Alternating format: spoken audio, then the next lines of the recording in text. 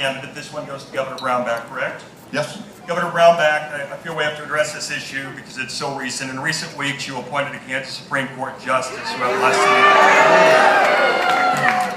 had less than a year of experience on the bench and who worked for your administration. Can you answer your critics, including your opponent, who says instead of choosing a judge with more than 20 years on the bench, you chose a political ally? Absolutely, I'll be happy to answer that question. Caleb Stegall is the most qualified, talented person on the Kansas Supreme Court.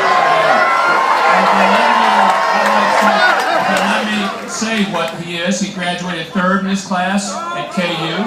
He clerked for a circuit court judge, Danelle Taha, one of the most respected jurists in the state of Kansas. He worked for the largest law firm in the state of Kansas. He was an elected prosecutor in Jefferson County. He's been a prosecutor there. He's had a great private practice. He was general counsel for me, and he was on the Court of Appeals. There is nobody that even applied that's close to his qualifications. Nobody applied even close to his qualifications.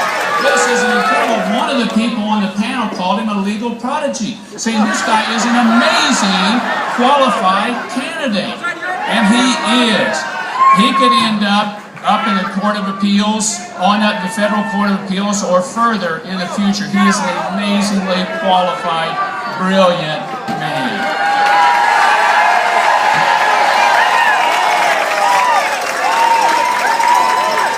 The governor had a choice between three people. One had 24 years experience as a judge. The other had 23 years experience as a judge, a woman, and Mr. Stegall, who had less than 1 year.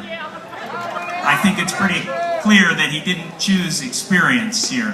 And that's consistent with what he wants to do the judicial selection process. He wants to take away the transparency. He wants the governor to have more power so we can inject more politics into our judicial selection process.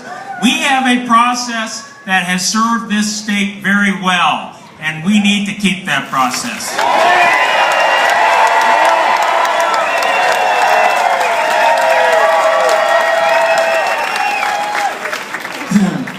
Paul Davis is a liberal. He would appoint a liberal on the Supreme Court. And there's another thing. The U.S. Supreme Court just overturned a Kansas Supreme Court decision 9-0 on a death penalty case. 9-0. The U.S. Supreme Court overturning the Kansas Supreme Court. I put a former prosecutor on the Kansas Supreme Court. He's not going to vote for an opinion that gets overturned 9-0 by the U.S. Supreme Court on the death penalty case. That's an important thing to have, is somebody with some breadth of experience and that prosecutorial experience.